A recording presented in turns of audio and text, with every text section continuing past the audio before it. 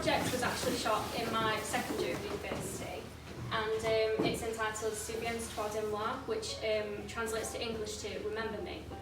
And it was done during a time where obviously we were in the pandemic, and a couple of years before that I lost my grandma. And I don't think I took enough time to sort of like grieve through that because I was quite young. So it was sort of that thing where I'll just push it to the side and carry on and kind of thing. So when the pandemic came, it was sort of like a time where I could reflect on all of that, and it was something everybody else could relate to as well, because there was sort of an unprecedented amount of grief. Like, people were not just losing their families and friends, but they were losing jobs, they were losing, sort of like grieving for things that like they weren't able to do, kind of thing. And so that's how this project came about, and it's inspired by evocative moments, which are evocative objects, which are objects which hold significance because of the time they enter our lives. And so butterflies and feathers are typically associated with grief, and when we lose someone or something, we're like, oh, we see a butterfly, it reminds us of them. We see a robin, it reminds us of them. So I sort of incorporated those into self-portraits. I never saw myself as a sort of self-portrait photographer. I absolutely hated the idea until lockdown came and I had no other choice. But while they are self-portraits, they're also not at the same time, because I'm denying you my gaze, and that, I think, helps you relate to what's going on in the images more than me just saying this is about my grief. It allows you into the images, and you can interpret them how you wish when you see the feathers, the butterflies, the blacks and the whites associated with mourning. So yeah, that's kind of it. Also, a lot of this was inspired by folklore because I'm Irish, in case it wasn't obvious. So yeah, so a lot of it roots from Irish and Celtic folklore as well, and there are quite a few more layers to it, but it gets a bit complicated, so I won't bore you with it all. So yeah, that's my brief explanation.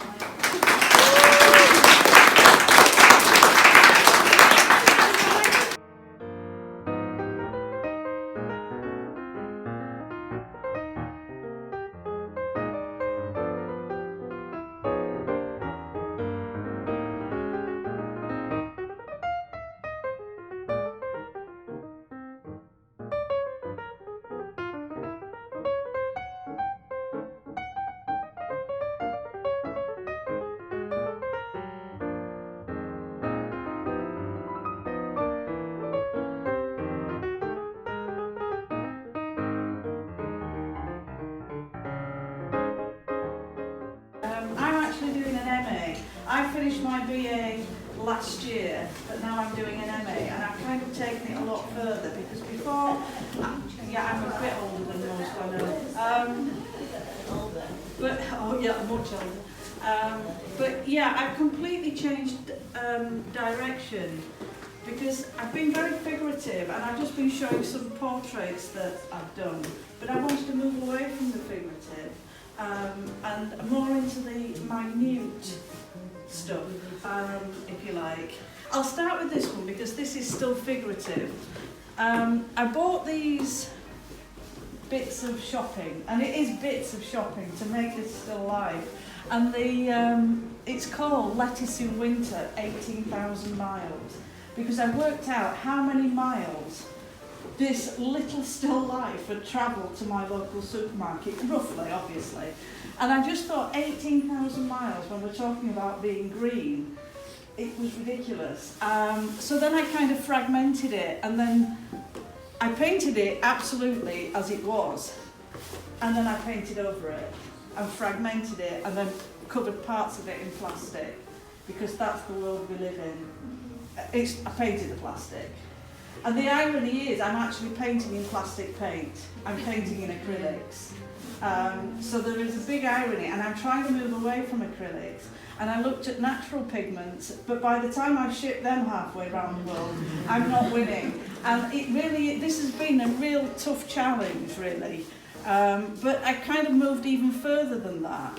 And I spend a lot of time in my local woods, and I take a lot of photographs. And I've started to, this photograph started off as a tiny drop of tree sap. That's all it was. It's that size, is this tree sap. And I've kind of made a new world. I started reading James Lovelock's Gaia theory. I don't know if any of you are aware of that. How the planet self-regulates itself and human beings really aren't that important. Which we're not really. I mean, I think it'll sort itself out if we just leave it well alone. And I kind of started to look deeper and deeper. And I was reading another book, and it was Peter Walburn about forests. And he said, we know more about space than we do about the sea, and we know even less about the soil and what goes on in the soil. And I kind of started to think of all these tiny little creatures and things that might be in the soil. And that's what I'm starting to do now. It's kind of worlds in worlds. And they've just gone, and they're going deeper and deeper. So what I'm doing next is taking fragments of each one, I'm photographing them, I'm overlaying them with some other paintings and drawings, and now they're getting smaller and smaller. So the fragments of the paintings are now becoming paintings themselves, and it's, I don't know when this is going to stop, but every time I go on the computer, my mind just goes, not again, not again. So I've actually started to do a lot of digital images because I can't keep up in paint. But really, it's I'm using really large-scale formats for tiny little bits, and the colours and synthetic biology is also coming into it. How biologists and scientists are trying to manipulate nature in such a way, so I'm deliberately manipulating it to get what I'm getting. That's where I am right now. It's really impressive.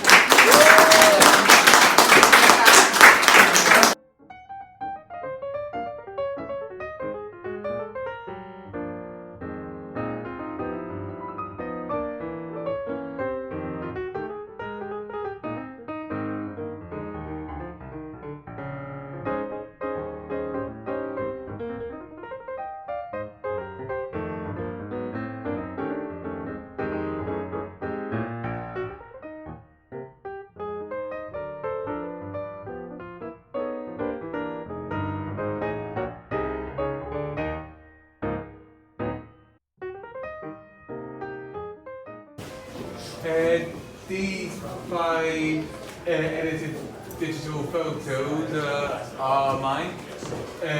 I'll start with the 3 at the bottom. These are all photo shoots of the sun, but edited in a way of my mental health. So each one have a different similar shot, but they're not the same. Each one has their own title: Starlight, Starbright, Leave for Slow, Sunlight Fast, and the Pandora Forest. Each one has a different feeling of mood, and they have all different dimensions, like are they a form of an illusion or reality. So the one here, Pandora Forest, it's just a natural shot, just to appreciate a simplicity, but yet you admire just nature, and it takes your mind off like hard negative impacts like the pandemic and it feels spiritual with just a nice black frame, just simple, but the effects just beautiful to admire. The second one was a big tough one, like it was during the second lockdown. My granddad sadly passed away, so it was just that feeling of like suffering from enduring the lockdown, but then you had loss and grief, but you move forward. So this shot is more of a beautiful, of a title called Leave for Slow, Sunlight Fast. It's like everything falls and they do start to grow and they do die, but yet there's still a bit of hope with the sun, and with the sunlight is fast. It's a sort of sunshine, you're the sun, there will always be loss, but yet you can still move forward. And in the grey, it's sort of like a funeral, like you're in that situation of death and life, but there's still time to think about your memories, and it's all good. And then Starlight, Star Bright is more of like a neon, like in reality, you feel like fictional and you like these sort of different characters. So this one is more like space, so it's like it's out of reality. And it's all, like I say, they're all based on my mental health. So this one feels more creative, and the white blends in well with the white, sort of like it's like a ghost spirit coming out.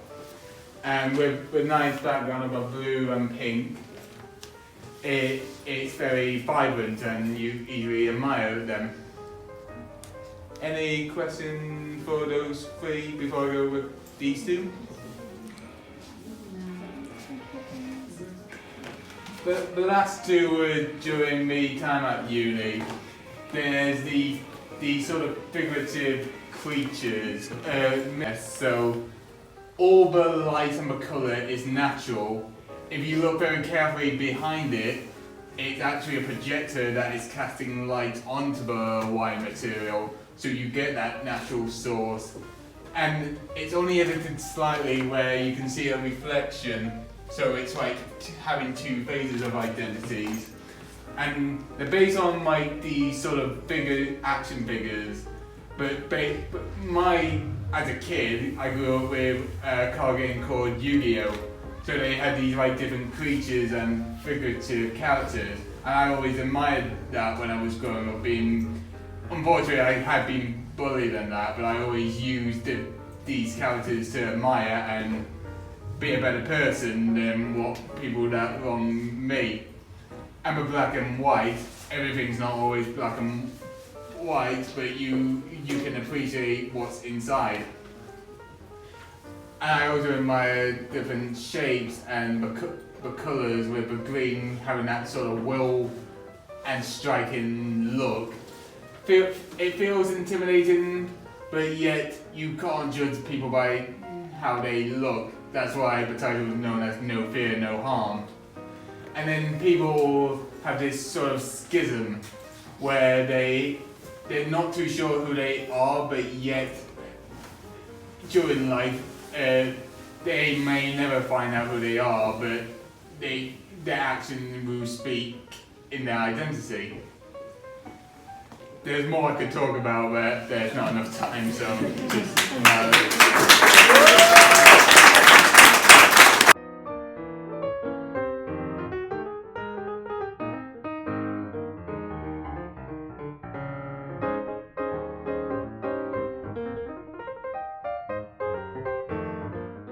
So I'm a woven textile designer, that's what I specialised in at uni. Actually, I might be better this on this side. So my concept was the inspiration for the fabrics was inspired by sensory experiences of colour and light. So things that are very much in the present moment.